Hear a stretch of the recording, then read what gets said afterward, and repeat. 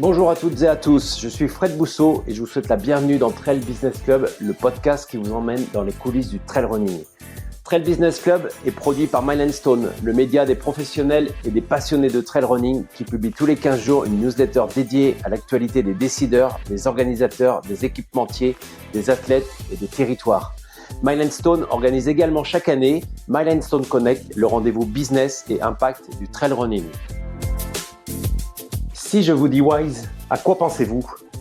En français, cela signifie sage, mais dans le monde de l'ultra trail, c'est la marque premium d'équipements à forte soutenabilité et qui est partenaire de cet épisode de Trail Business Club. Le couple de pratiquants fondateurs, Axel Nardou et Guillaume Bocas, a installé son entreprise à Annecy. Depuis 2019, Wise innove autant par ses produits que par son modèle économique vertueux. Les produits sont notamment co-développés avec la communauté grâce aux plateformes digitales. Les matières sont fabriquées par un fleuron de l'industrie française et assemblées au Portugal dans un atelier à la pointe technologique. Tout cela avec un objectif, pas de compromis technique ou environnemental. Alors, n'attendez plus pour découvrir cette marque qui relève les défis de notre époque. Rendez-vous sur le site à l'adresse wisetrailrunning.com.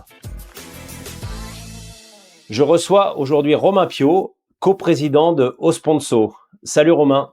Salut Fred. Alors je vais faire un bref retour sur ta carrière et tu me compléteras après. Tu as commencé dans l'événementiel, la communication, le sponsoring, auprès notamment de l'Éco-Trail de Paris, avec la société Run for You de mémoire. Tu as travaillé aussi auprès de l'UTMB et en 2019, tu décides avec ton frère de créer une société qui s'appelle Doc & Hop. C'est bien ça? Ouais, exactement. J'ai été salarié pendant 10 ans et puis je me suis lancé dans l'entrepreneuriat en 2019 avec mon frère. En fait, on avait lancé Doc & Hop, qui est une solution de gestion des certificats médicaux pour les organisateurs d'événements sportifs, essentiellement les événements de masse, course à pied, cyclisme et triathlon. Parce que moi, pendant 10 ans, comme tu disais, moi, j'étais plutôt côté organisateur. Mon job, c'était de gérer les partenariats, puis aussi de façon plus globale de gérer l'organisation des événements grand public. Et il y avait un sujet au quotidien qui était relativement pénible, qui était le certificat médical. Et avec mon frère, Vincent, qui est développeur web, on a eu cette idée longtemps en arrière, parce qu'on a eu l'idée dès 2011 ou 12, quoi. On a eu l'idée de développer une solution qui facilite la vie des organisateurs. Donc c'est ça qui nous a décidé à se lancer dans l'entrepreneuriat tous les deux. Alors malheureusement, vous avez été rattrapé par deux événements, le Covid en 2020 et puis une réglementation récente qui fait qu'on n'a plus besoin de certificats médicaux. Donc où en est Doc & Hop aujourd'hui ? Exactement. Le Covid, on n'y pouvait rien. De toute façon, le Covid, on l'a tous vécu. Donc évidemment, monter sa boîte pendant le Covid, on a connu mieux comme timing. Après, ça nous a permis de commencer dans le dur et au final, on a appris plein de trucs. Après, le deuxième sujet sur le changement réglementaire. On pourrait dire que c'est la faute à pas de chance. Après, c'est aussi un enseignement que nous, on en a tiré avec Vincent, c'est que lancer un business lié à une réglementation avec un contexte juridique très fort, ce qui est le cas du certificat médical, et ben ça fait que tu as évidemment un risque qu'on connaissait nous depuis le début.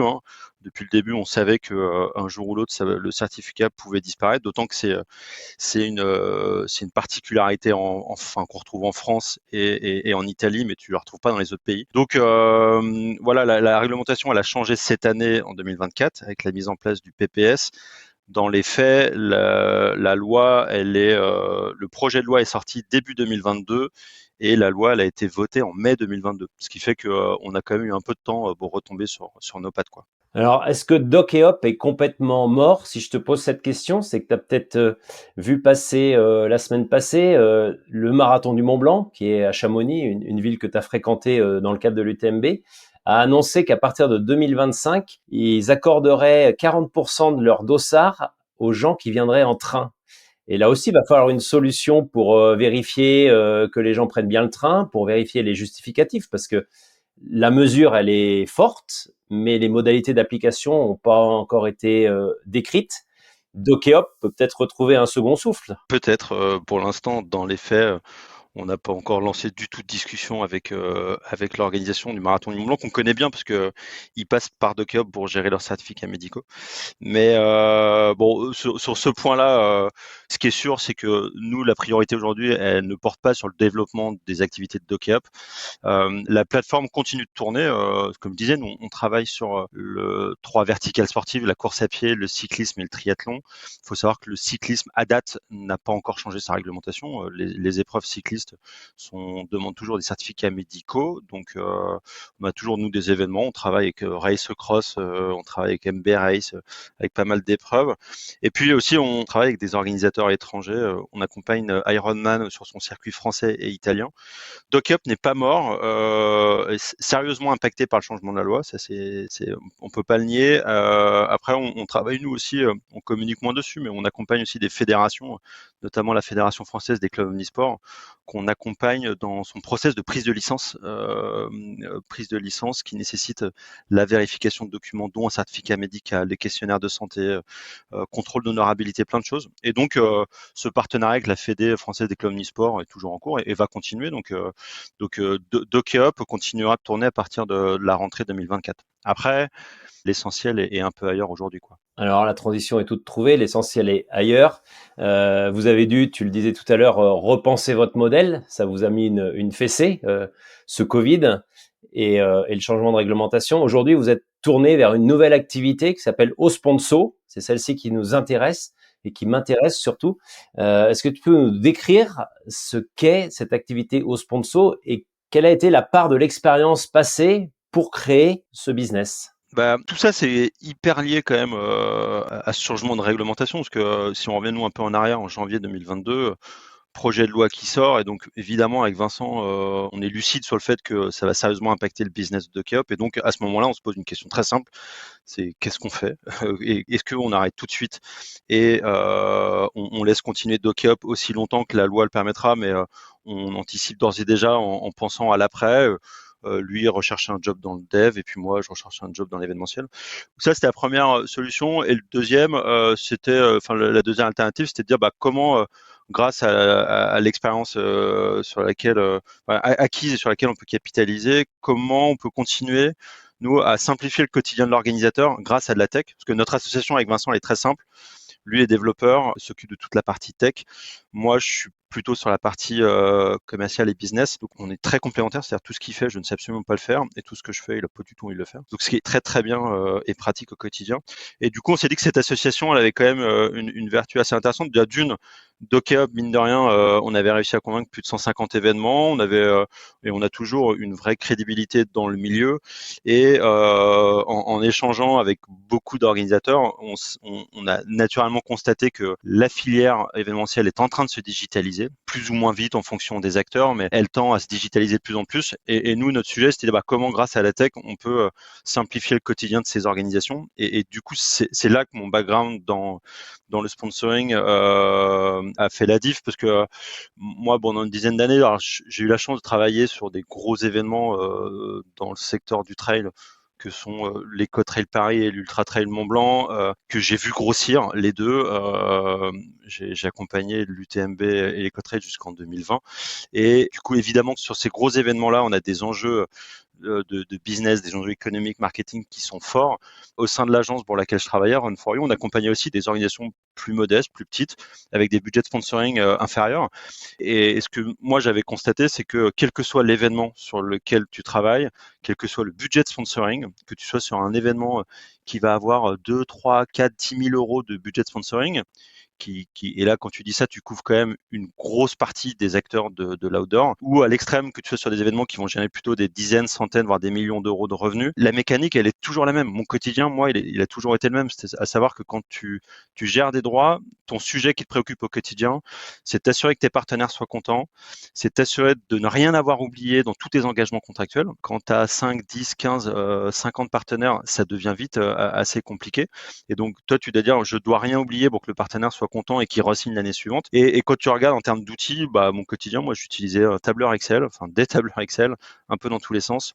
beaucoup de présentations PowerPoint, PowerPoint, Canva, ce que tu veux, et essentiellement, moi, mon outil du quotidien, c'était ma boîte mail, et j'envoyais des dizaines de mails par jour à mes partenaires, quels que soient les projets, et à mes collègues dans l'équipe. Et ça, c'était un mode qui était quand même vachement archaïque. Et donc, avec Vincent, toujours sur le fil rouge, d'ailleurs, comment nous, on peut simplifier tout ça.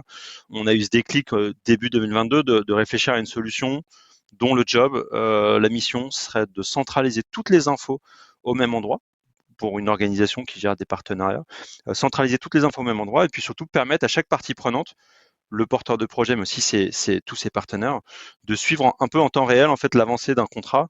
Et donc ça c'est le point de départ d'Osponso.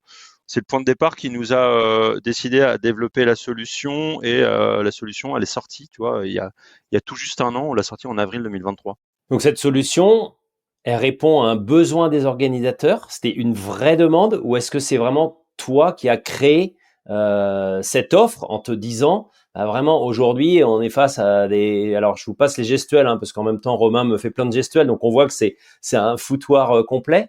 Mais justement, est-ce que c'est toi qui t'es dit il faut absolument qu'on réponde et qu'aujourd'hui il n'y avait aucune solution qui répondait à ça? Ouais, en fait, le constat qu'on a fait, et puis moi je suis bien placé pour le savoir, parce que pour avoir aussi travaillé en tant que prestataire, on accompagnait l'UTMB et l'UTMB qui dès le début en fait s'est positionné comme un acteur vraiment à la pointe en termes d'innovation via LiveTrail.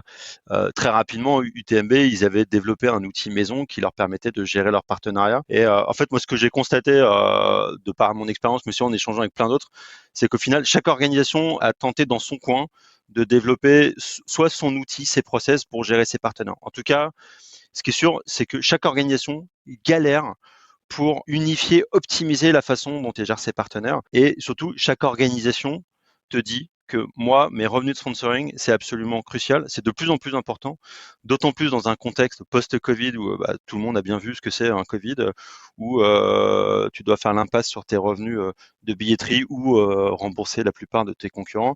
Là, tu es bien content quand tu peux t'appuyer sur le soutien de tes partenaires. Et on est aussi dans un contexte qui malheureusement n'ira pas en s'améliorant, mais dans un contexte de baisse des subventions publiques, qui fait que de plus en plus les organisateurs vont avoir recours à du partenariat privé. Et ça, du coup, c'est pas moi qui l'ai inventé. C'est juste quand on a fait l'état des lieux avec mon frère de ce qui se passait dans la filière outdoor, on s'est aperçu que tous les acteurs partageaient ce constat, qui est de dire les partenaires, pour moi, c'est clé. Ce sera de plus en plus important.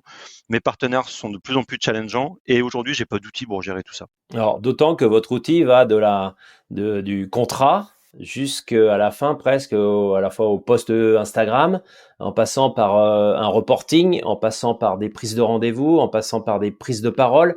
Vous intégrez tout, c'est-à-dire du contrat jusqu'à la fin de contrat qui est donné au client tous les résultats que vous avez générés, c'est ça? Ouais, exactement.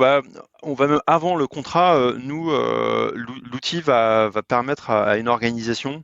D'ailleurs, on parle pas d'organisateur, mais on parle d'organisation qui, nous, on parle de porteur de projet, porteur de projet, détenteur de droits, ayant droit. Enfin, tout ça, ça veut dire un peu la même chose. C'est une organisation qui, à un moment donné, pour financer son projet, a besoin de partenaires extérieurs, que ce soit des sponsors, des mécènes ou même des collectivités. Donc, ces organisations-là doivent mettre en place un programme de partenariat.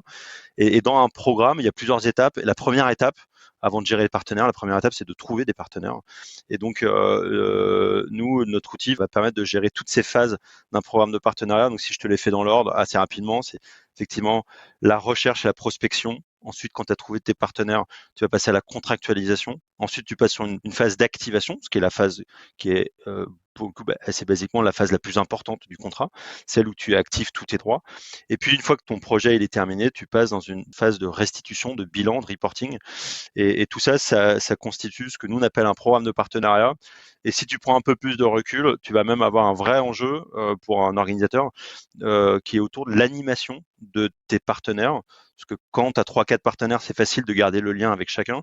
Quand tu as 10, 15, 20, 50 partenaires, là, ça devient un peu plus touchy. Et toi, ton intérêt, c'est à ce que chaque partenaire se sente impliqué, chaque partenaire rentre en interaction avec les autres. Et donc, tu as un vrai enjeu d'animer cette communauté de partenaires tout au long de l'année. Et donc, nous, l'outil te permet de gérer toutes ces phases-là. Donc, Sur la phase de prospection, l'outil va t'aider à construire ton catalogue de contreparties, de rang partenariat, va t'aider à construire très facilement une plaquette de présentation. Du coup, oublier la présentation Canva ou PowerPoint de 15 slides que personne ne lit ou que peu d'annonceurs lisent. Au final, je sais que sur tes 2 premiers épisodes, tu as reçu 2 gros annonceurs de la filière outdoor qui sont évidemment sollicités toutes les semaines par nombre d'organisations et ils ont évidemment pas le temps de consulter toutes les presses qu'on leur envoie qui font 10, 15, 20 slides. Et en fait, un annonceur, il a besoin de savoir très rapidement sur un projet, c'est quoi le projet, c'est qui, c'est quoi l'ADN, c'est quoi les packages enfin combien ça coûte, quels sont les packages et comment j'active. Et un annonceur, il a besoin de savoir ça en 30 secondes max pour savoir si oui ou non, je vais plus loin dans l'échange avec l'organisateur. Et donc, nous, avec CoSponso, en quelques clics, tu vas pouvoir construire ton catalogue et surtout ta page de présentation de ton projet sans que tu aies perdu trop de plumes et d'énergie. Et ensuite, quand tu as réussi à convertir ton prospect en partenaire, ce qu'on souhaite évidemment à tout le monde, on a un outil qui va t'aider à générer automatiquement tes contrats de partenariat jusqu'à la signature électronique. On a un outil qui va te permettre de générer tes reçus fiscaux si tu gères des mécènes. Et ensuite, l'outil sur la phase d'activation va te permettre de gérer toute la phase plutôt gestion de projet. Une contrepartie vient d'être faite. Tu parlais du post Instagram tout à l'heure. J'ai fait un post Instagram pour mon partenaire Vivram. Moi, Vivram, j'ai envie de lui dire, une fois que mon post il est fait, j'ai envie de partager avec lui les stats, le reach, des éléments qui vont permettre de dire j'ai fait le job et tu vas pouvoir mesurer un peu les effets. Plutôt que d'attendre que le projet soit passé pour mettre ça dans l'impresse, que le partenaire, encore une fois, lira peu, là, je mets à jour la contrepartie sur Osponso et le partenaire reçoit une notif en live qui l'informe que le post a bien été fait et qui lui donne aussi un accès à la plateforme pour voir son bilan en temps réel, quoi. Donc, pour ceux qui connaissent un petit peu, c'est presque une version évoluée de Slack ou Trello, version sponsoring et management de projet. C'est exactement ça. On n'a pas l'ambition de réinventer l'eau chaude avec Vincent. On a plutôt l'ambition de s'inspirer des meilleurs, de ce qui se fait de mieux sur le marché. Et nous, nos sources d'inspiration, c'est les solutions CRM. Salesforce, Celsi, HubSpot et plein d'autres. Et c'est aussi les outils de gestion de projet que tu viens de citer, Slack, Notion, Airtable, Asana, Trello. Et nous, notre ambition, c'est de dire avec Osponso, tu vas pouvoir finalement avoir tout réduire en un seul outil et tu n'auras plus à avoir ton compte sur Trello, ton pack office, ta solution de présentation, ton abonnement CRM. L'idée, c'est d'avoir tout au même endroit, quoi.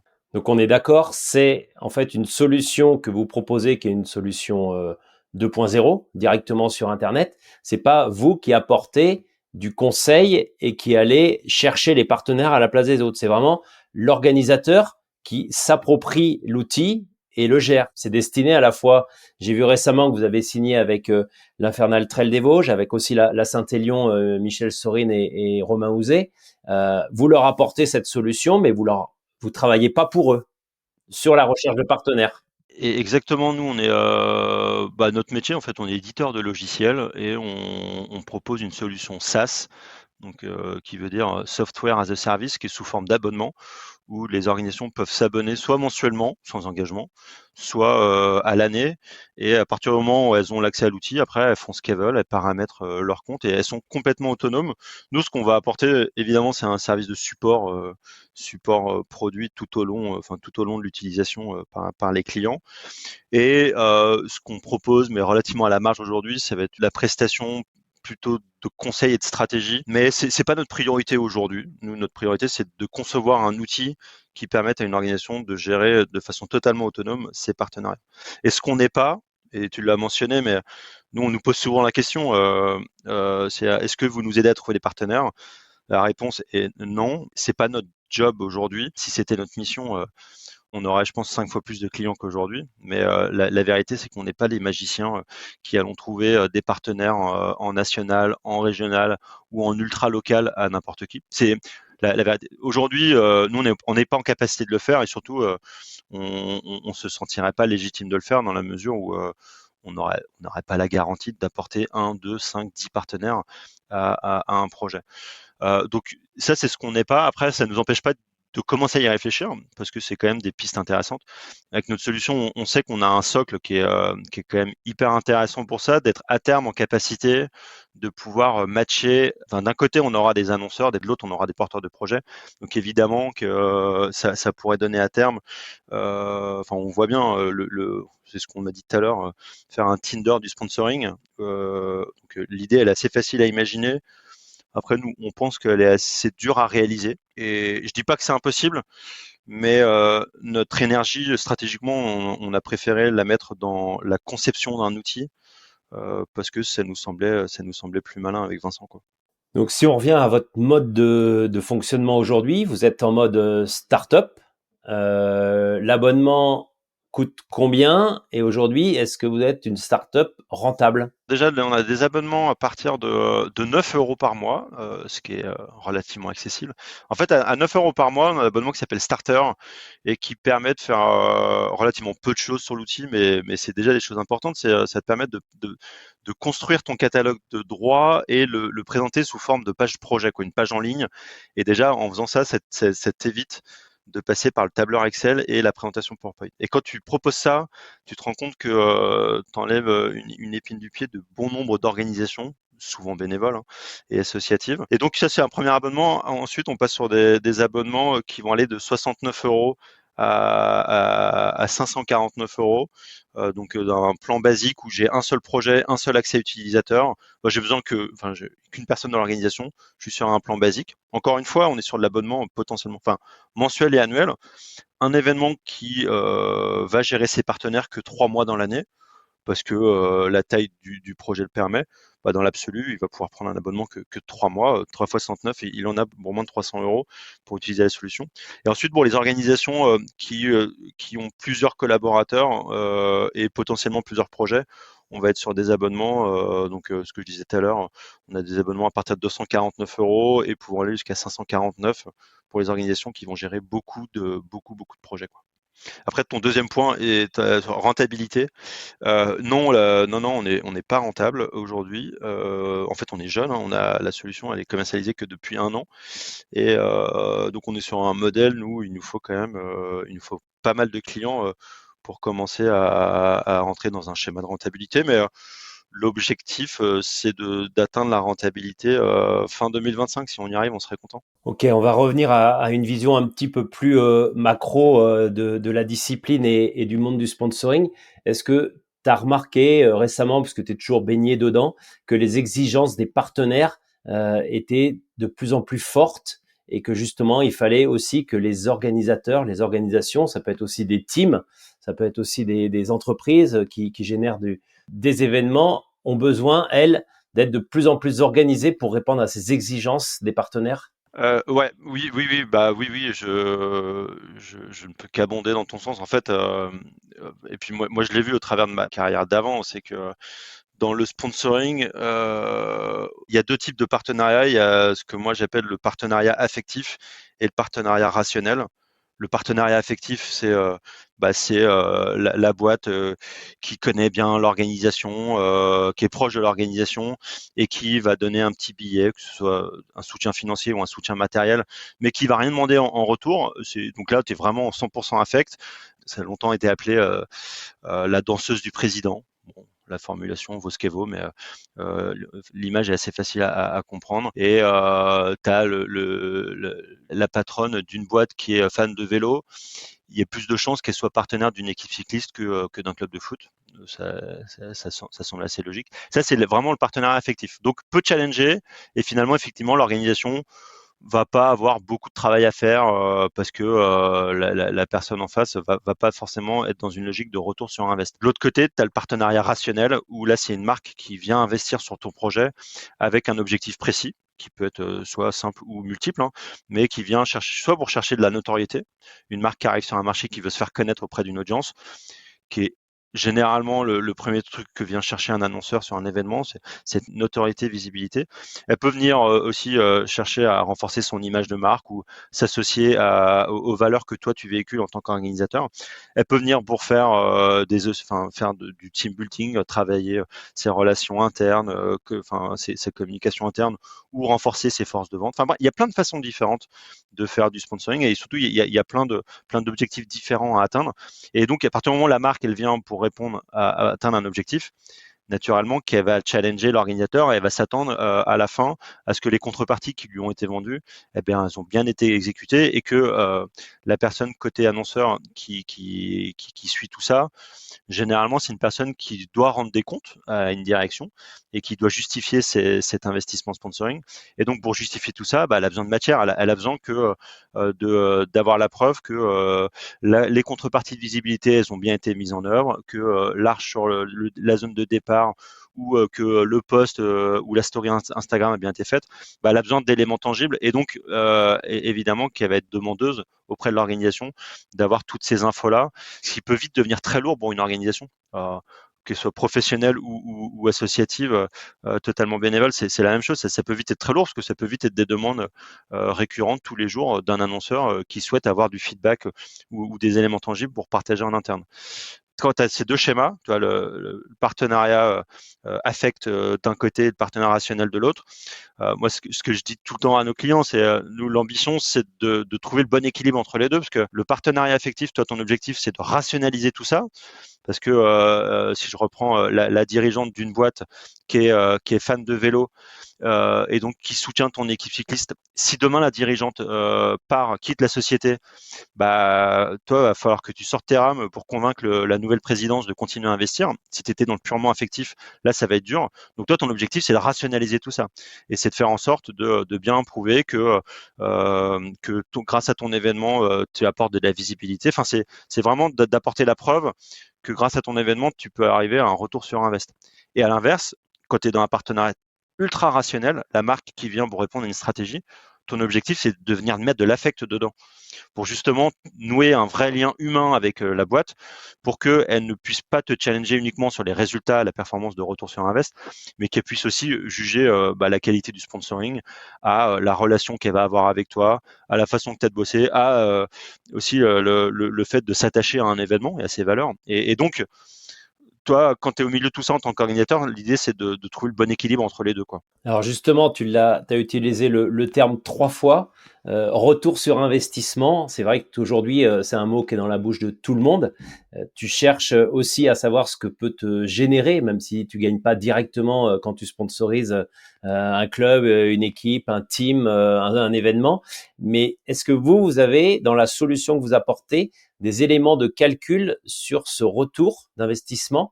Puisqu'aujourd'hui, on connaît des sociétés, des agences qui sont capables de valoriser. Alors, un reach, alors un taux d'engagement de temps rapporte telle chose, c'est telle valorisation. On sait que si tu mets sponsoriser une équipe de vélo, ça coûte tant, mais la visibilité médiatique, elle est valorisée à temps. Est-ce que vous avez cet outil-là dans votre solution?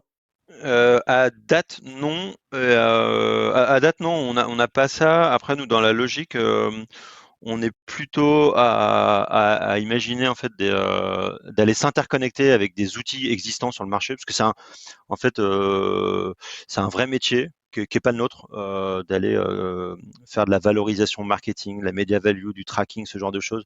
Ça nécessite une vraie expertise que l'on n'a pas. Et par contre, via API, nous, on va plutôt trouver l'alternative techno qui nous permet, via le système d'API, d'aller communiquer avec des solutions tiers et de remonter directement l'info dans Osponso. Si tu prends un cabinet, si je prends Nielsen par exemple, qui est un acteur connu dans le secteur, Nielsen qui produit des études et qui va être capable d'aller mesurer la puissance d'une campagne de sponsoring pour un annonceur et qui fait d'ailleurs aussi le job pour des ayants droit. On a déjà on a déjà présenté notre outil à Nielsen et puis entamé des discussions. Absolument rien de concret aujourd'hui, mais nous, à terme, notre ambition serait plutôt d'aller imaginer une passerelle avec ce type de solution, comme Nielsen, pour aller remonter de la data directement dans le compte au sponsor. Parce que sur au sponsor, en fait, dans ton compte, quand tu es organisateur, tu peux piloter l'ensemble de tes partenariats. Chaque partenaire va avoir aussi son espace dans au sponsor sur lequel il va pouvoir suivre l'ensemble de l'avancement d'un contrat et tous les éléments liés au contrat, enfin contrat, facture et autres. Mais évidemment qu'à terme, ce sera l'endroit parfait pour un partenaire pour y retrouver les résultats de sa campagne, le retour sur invest, la media value, ce genre de choses. Donc voilà, donc c'est plutôt, du coup, pour répondre à ta question, on n'a pas l'ambition d'aller développer ni aujourd'hui ni demain des solutions de tracking ou de media value, mais plutôt de créer des passerelles avec les acteurs du marché. Ok, si on revient au monde des sports outdoor, au monde du trail, vous êtes présent sur 3 sports majeurs de l'outdoor qui sont le vélo, le triathlon et le trail. Est-ce que tu trouves qu'aujourd'hui ces sports sont en pleine dynamique et ils génèrent de plus en plus d'économies et de business d'une façon générale? Et si je devais employer un terme un peu générique, est-ce que tu penses que le trail est en train de se businessiser? Oui, la tendance est clairement à la hausse, à la notion de croissance. Toutes les organisations, au même titre que d'ailleurs, que là on le voit là enfin, la dernière année 2023 et puis 2024 va être pareil en termes de billetterie, une vraie croissance en termes de revenus chez les organisations. Côté partenaire, c'est un peu la même chose, mais ce qui s'entend, parce que au final, un annonceur qui vient sur le marché vient toucher une audience et elle utilise un événement non pas comme une fin en soi, mais comme un canal. Hein. C'est un canal qui va permettre de toucher plus facilement l'audience qualifiée. Et donc naturellement, plus l'audience est grosse, plus sa valeur va être forte et donc plus les tickets de partenariat vont être élevés et plus un organisateur va augmenter ses revenus. Après, bon, c'est facile à dire, ça ne veut pas dire que sur le papier, tous les organisateurs vont faire plus 20 ou plus 30% de croissance en termes de revenus de sponsoring, mais la tendance, elle est quand même à la hausse. Après, que les organisations sont en train de se businessiser, ce que le constate, c'est qu'elles sont en train de se professionnaliser. Je préfère plus ce terme de professionnaliser. Et oui, c'est une très bonne chose parce que au final, les organisations, c'est quand même un boulot absolument dantesque qui représente généralement un an de travail. Et que tu sois dans les organisations professionnelles ou 100% associatives et bénévoles, enfin, tu es bien placé pour le savoir, que ce sont des organisations qui bossent toute l'année, qui font un travail mais monstrueux, et que pendant 10 ans j'étais côté organisateur, donc enfin je voyais bien ça, c'est que la perception pour l'annonceur, elle est un peu la même que la perception du coureur. Et qui est un peu une perception qui vise un peu à être réductrice par rapport au travail qui est fourni par les organisations. Et on pourrait, pour schématiser, dire un événement, bah, c'est facile, c'est 3 semaines de boulot avant, tu mets en place le parcours, et puis c'est 3 jours après, c'est plié, on passe à autre chose. Dans les faits, c'est un peu différent. L'organisation, même bénévole, va bosser toute l'année pour travailler les parcours, la sécurité, le plan de ravitaillement, la communication qui est de plus en plus importante, la sensibilisation, le sujet de développement durable, qui encore une fois, et tant mieux, est un sujet de plus en plus important dans les organisations. Enfin bref, tout ça, ça fait qu'il y a un travail monstrueux. Et moi, je vois ça plutôt d'un bon œil, ces organisations qui se professionnalisent, qui arrivent de plus en plus à convaincre les annonceurs d'investir financièrement sur les projets, parce qu'au final, une organisation qui a plus de moyens, c'est aussi une organisation qui est plus en capacité de travailler en local, de bien payer ses prestataires. Et enfin, bon, je trouve que c'est plutôt vertueux de la professionnalisation de ce secteur-là, de ma perception évidemment. Alors justement, la communication est une part très importante. Tu as commencé il y a plus de 10 ans, ça devait être autour des années 2010 dans le job. Ouais. On était encore un petit peu à l'ère du papier. On était sur des formats à 60% de papier, 40% 30% de Facebook et un petit peu de com autour.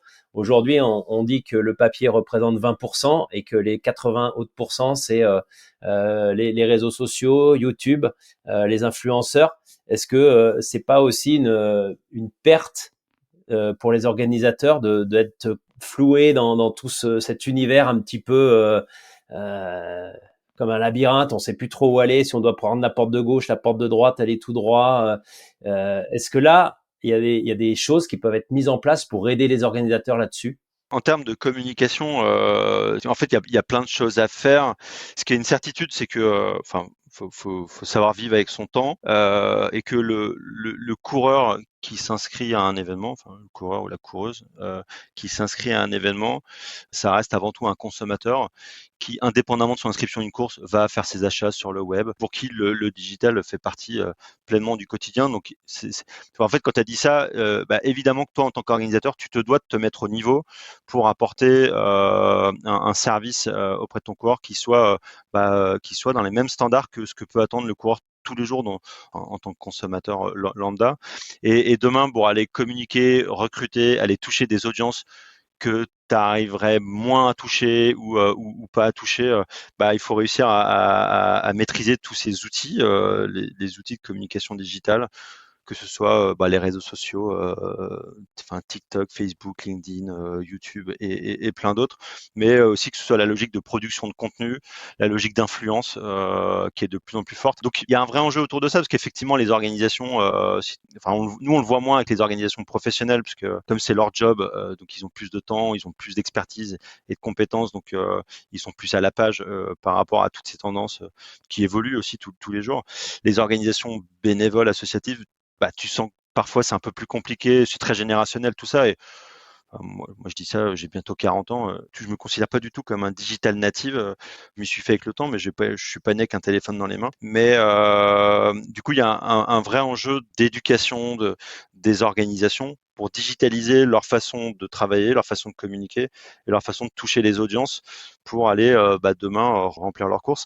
Et au-delà des outils, parce que les outils, il en existe plein, il s'agit aussi de trouver les bons relais, les bonnes personnes permettant de maîtriser toute cette stratégie digitale qui est, je suis d'accord avec toi, qui est vraiment, qui peut faire peur en fait pour plein d'organisations. Alors, tu parlais tout à l'heure du client qui devient consommateur de dossard, qui devient plus forcément, là aussi les termes ont un peu changé. Au début, on disait que c'était un coureur, après on disait que c'était un client ou je sais pas, voilà. Et aujourd'hui, c'est un consommateur de dossard.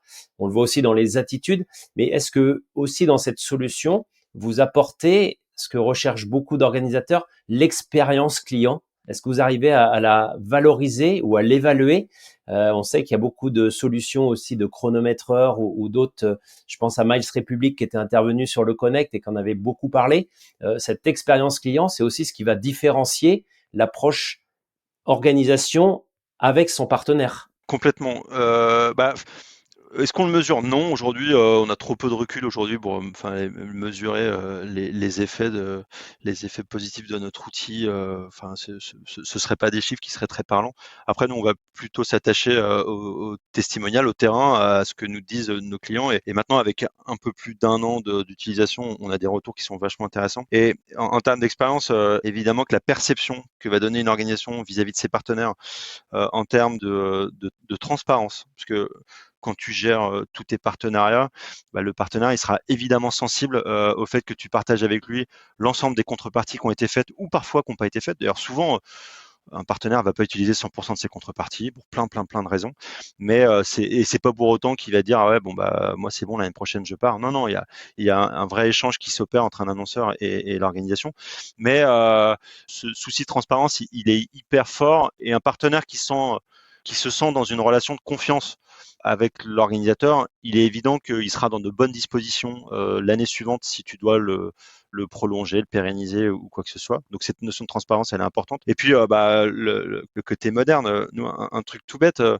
parlait tout à l'heure du post Instagram, mais si tu dis tu as le partenaire principal de ton événement, qui est neighbor de ton événement, et qui a 10 arches sur l'ensemble de ton parcours, et qui a, je sais pas, qui a de la visibilité sur toutes les zones de ravitaillement, et qui a son logo sur le t-shirt ou son logo sur un autre cadeau souvenir qui est fourni par l'organisateur. Si toi, en tant qu'organisateur, tu es capable de restituer en temps réel la visibilité de la marque sur le terrain, je prends l'exemple de l'arche, mais tu prends photo l'arche, tu la mets à jour sur ta contrepartie, donc 2 clics, hein. Le partenaire, tu es le samedi de la course, le partenaire reçoit une notif et qui lui montre in situ où est-ce que est sa visibilité sur le terrain. Là, en termes de rendu et de perception que tu renvoies, tu es passé dans une autre dimension. Et là, l'organisateur, l'annonceur se dit ah ouais, ok, en face c'est carré, ça délivre, c'est pro, c'est fiable.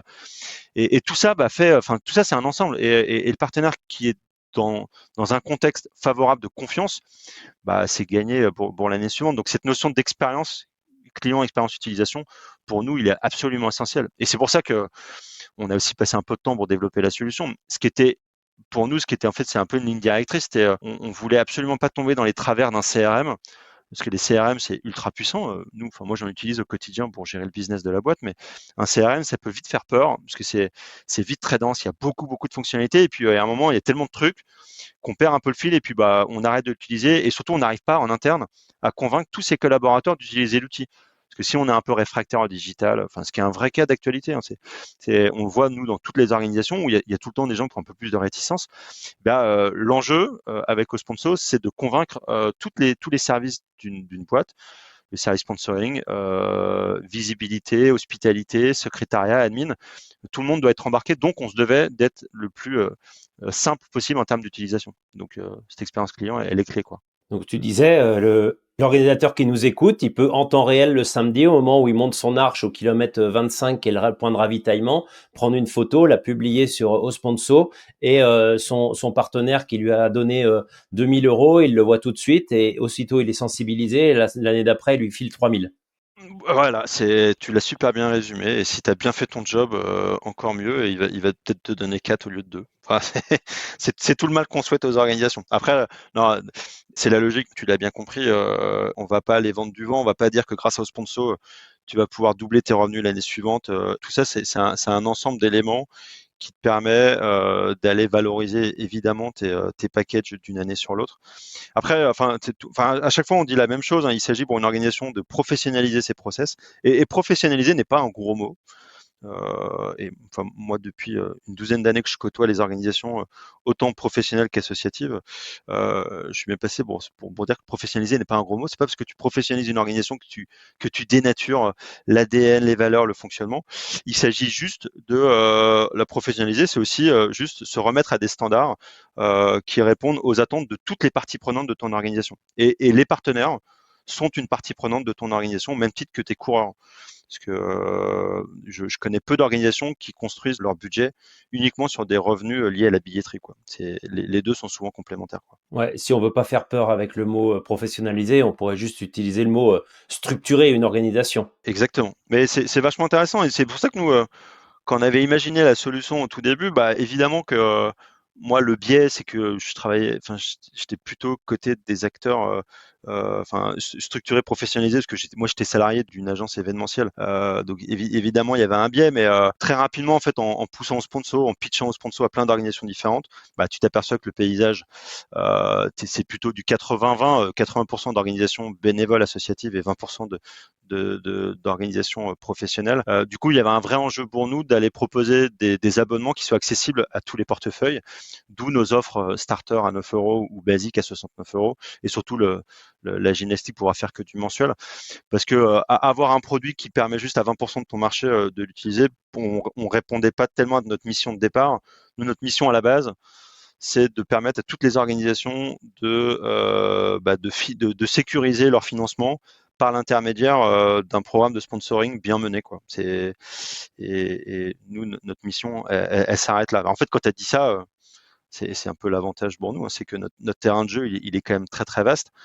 Et là, on parle du sport et de l'outdoor, mais si tu regardes dans le sport, on travaille de plus en plus nous avec des ayants droit qui sont des clubs pro, semi-pro, amateurs, dans le foot, le rugby, le hand, le volley, plein d'autres sports. On travaille avec le Vendée Globe depuis l'été dernier, qui est équipé d'eau sponsor, tu vois, dans la voile. Hier, on a signé un skipper qui prépare les Jeux de 2028, qui est solo et qui est évidemment amateur. Il est professionnel dans sa pratique, mais il est obligé d'avoir un job à côté, comme 99% des athlètes de haut niveau en France. Et lui, sa saison, je crois que c'est 50 à 60 000 euros à l'année. Et donc, il a besoin naturellement de la financer via des partenaires. Donc, il est aidé de sa fédération, mais il doit aussi la financer via des partenariats. Et donc, il s'est équipé de sponsors pour s'aider à chercher des partenaires. Donc, tu vois, dans le sport, on a plein de trucs à faire. Et on travaille aussi avec des acteurs dans la culture, des organisateurs de festivals, de musique, de musique, de films. On travaille avec le festival photo à la Gacilly. Voilà. Tu vois, notre terrain de jeu est large, quoi. Tu parlais d'un sportif de haut niveau qui doit financer sa carrière, financer son projet sportif, donc forcément rendre des comptes à ses partenaires s'il veut essayer d'en vivre. Aujourd'hui, on est en train de vivre ça aussi, cette phase de transition dans le monde du trail. Tu as dû voir passer récemment certains trailers intégrer des agences d'influence. T'en penses quoi de ça? Est-ce que c'est aussi un avenir pour les sportifs d'aller vers l'influence plutôt que le sponsoring pur? C'est quoi la différence entre les deux? Les frontières, elles sont où? Est-ce que c'est étanche, pas étanche? Tout ça, c'est compliqué, non? Oui, bah, je te confirme, c'est compliqué. Nous, pour l'instant, on regarde ça plutôt de l'extérieur aujourd'hui. Enfin, moi, naturellement, c'est pas un sujet sur lequel je me sens expert. Après, ce qu'on constate, pour avoir aussi visionné le dernier Connect, Milestone Connect à Annecy, justement autour de la thématique de la professionnalisation des athlètes. Bah oui, on voit que c'est un sujet qui émerge. Après, enfin, moi, vu de notre fenêtre, je pense pas qu'il y ait soit d'un côté le sponsoring ou de l'autre l'influence. J'aurais plutôt tendance à dire que ce sera évidemment une combinaison des deux et que oui, l'influence c'est certainement très important de le regarder. Après, enfin, on voit tout de suite quel est le risque. Déjà, le risque, c'est que pour les athlètes, ça devienne ultra méga chronophage, qu'ils perdent un peu le fil et que, enfin, il y a un moment, un athlète, lui, son job, c'est de performer. Et donc son quotidien, le matin quand il se réveille, je pense que l'athlète il pense plus à la séance qu'il doit faire dans sa journée, plutôt que au nombre de contenus qu'il doit délivrer pour ses partenaires. Pour autant, même si c'est pas sa priorité, ça reste essentiel parce que s'il finance une partie de son projet via des partenaires qui en face attendent de la visibilité, de la noto et ce genre de choses, bah, et donc du coup l'athlète doit rendre des comptes. Et l'idée c'est que l'athlète puisse trouver le bon équilibre entre ce qui est de l'ordre du sportif et ce qui est de l'ordre du côté un peu plus communication et influence. Après, l'influence, est-ce que c'est une tendance lourde? À titre perso, je ne pense pas, mais c'est vraiment à titre que perso. J'ai aussi conscience qu'on en est qu'au début, hein, ça va certainement durer encore pas mal d'années, mais je serais curieux de savoir ce que ça va donner dans 10-15 ans, parce que il y a aussi un moment où l'audience va se retrouver saturée et que je suis pas persuadé qu'un athlète qui aille produire 2, 3, 4 contenus par jour, je suis pas persuadé qu'il s'y retrouve au bout d'un an. Parce qu'il y a un moment, enfin c'est comme tout, tu vas vite te retrouver en panne sèche en termes de créativité. Et à un moment, l'athlète, enfin s'il commence à se faire des nœuds dans le cerveau sur les contenus qu'il doit produire pour ses partenaires, je suis persuadé qu'il va laisser un peu de plume vis-à-vis de ce qui doit le driver au quotidien, qui est plutôt sa prépa. Donc ouais, je suis un peu mitigé sur ce qui touche à l'influence.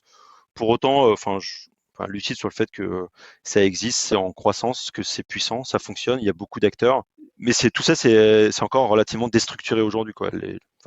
Les choses sont en train de se mettre en place, quoi. Romain, on a fait presque 50 minutes. On va arriver au terme de ce podcast. Si tu devais donner un conseil, on a un peu balayé tout ce qui était le monde des organisations, là où ils pouvaient gagner du temps, gagner de l'argent, pourquoi pas, toutes les facilités que ça pouvait apporter, toute cette évolution du business model dans le monde du trail.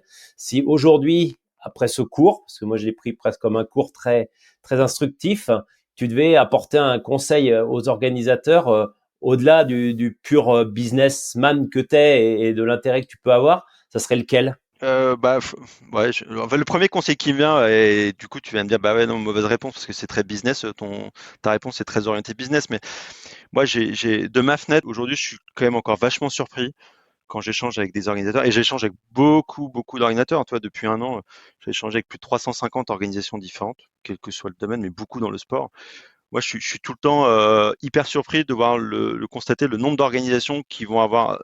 Enfin, toutes les organisations ont des partenaires, mais le nombre d'organisations qui vont avoir des partenariats uniquement matériels et sans échange financier. Et je vois beaucoup d'organisations qui sont du coup bénévoles, associatives, mais pourtant hyper structurées, avec une forte audience, avec une vraie stratégie de communication vraiment qui est propre, très quali, et qui en face vont avoir une dizaine de partenariats et qui vont dire, bah nous c'est du partenariat d'échange, de marchandises, mais on n'arrive pas à convaincre, ou du moins on demande pas encore de cash parce que un peu ce complexe d'infériorité, parce que encore une fois c'est ma perception. Enfin, je dis pas forcément une réalité, je dis la réalité que moi j'observe, qui est peut-être pas celle observée par d'autres, mais je trouve qu'il y a un complexe d'infériorité de la part des organisations bénévoles. Donc le conseil que je pourrais donner à toutes ces organisations-là, qui encore une fois couvre l'essentiel du marché, c'est de vraiment prendre confiance et prendre conscience d'une chose, c'est que les participants de leur course, qu'ils soient 50, 200, 500, 2000 ou plus, ça reste avant tout une audience que viennent chercher les marques et qu'une marque, quelle qu'elle soit, que ce soit une marque, un équipementier, une marque de nutrition ou tu peux aller dans d'autres secteurs, une banque, une assurance ou quoi, une marque dans son quotidien pour toucher une audience, elle va être obligée de dépenser des budgets de communication. Quand elle achète une publicité sur un site internet ou dans un journal, eh bien, elle va payer l'encart. Donc, il n'y a aucune raison que si demain, par ton intermédiaire de ton événement, elle peut toucher de façon hyper qualitative 200, 500, 2000 personnes, il n'y a aucune raison qu'elle ne le paye pas. Donc, voilà, désolé, c'était peut-être un peu long, mais mon conseil, c'est-à-dire de vraiment prendre conscience que les organisations ont vraiment leur audience a de la valeur et que beaucoup ont les arguments pour la monétiser et la monétiser auprès de leurs partenaires. Et quand je dis ça, enfin, je suis pas non plus à dire que l'événement qui fait 2000 coureurs va facilement demain pouvoir demander 5 000, 10 000, 15 000 euros ou plus à n'importe quel annonceur. Non, faut juste trouver le juste milieu. Mais un annonceur à qui tu expliques que tu as une audience de qualité sur laquelle tu produis des contenus tout au long de l'année et que tu permets d'adresser plus facilement, l'annonceur il trouvera complètement fair que ça a une valeur et qu'il débloque un budget pour pouvoir en être partenaire, quoi. Donc, pour terminer, ça vaut le coup de travailler, d'affiner, de rendre compte de ces contreparties au quotidien pour justement essayer de monter d'un cran ces partenariats. Exactement, c'est tout l'enjeu. Au même titre, évidemment, nous, notre mission première, c'était d'accompagner les ayants droit, mais quand on a conçu au sponsor, on a aussi pensé aux annonceurs, parce que l'annonceur, lui, sa finalité, c'est d'avoir un retour sur invest, c'est de pouvoir s'assurer que l'euro investi dans ton événement, il soit bien rentabilisé et qu'il te rapporte plus. On a aussi, et on est en train d'y réfléchir, on est déjà en train d'y réfléchir pour demain, mais on a aussi l'ambition avec Osponso d'apporter des fonctionnalités qui demain permettront aux annonceurs de piloter beaucoup plus sereinement et efficacement l'ensemble des événements qui vont accompagner tout au long de l'année.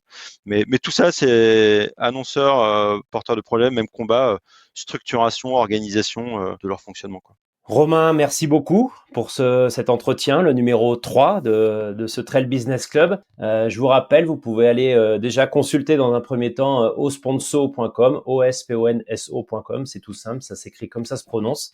Et vous pouvez aussi contacter Romain qui est toujours disponible pour répondre à vos questions et peut-être avec de bonnes surprises si vous adhérez à la solution et que vous puissiez monter d'un cran vos partenariats et satisfaire l'ensemble de vos prestataires. Merci Romain et à bientôt. Merci beaucoup Fred, c'était cool. À très vite. Merci d'avoir écouté cet épisode de Trail Business Club. N'hésitez pas à le partager et à nous dire ce que vous en pensez. On se retrouve dans 15 jours pour un nouvel épisode. D'ici là, je vous conseille de vous abonner à la newsletter Mile & Stone. Elle est gratuite et vous pouvez vous inscrire sur mileandstone.com.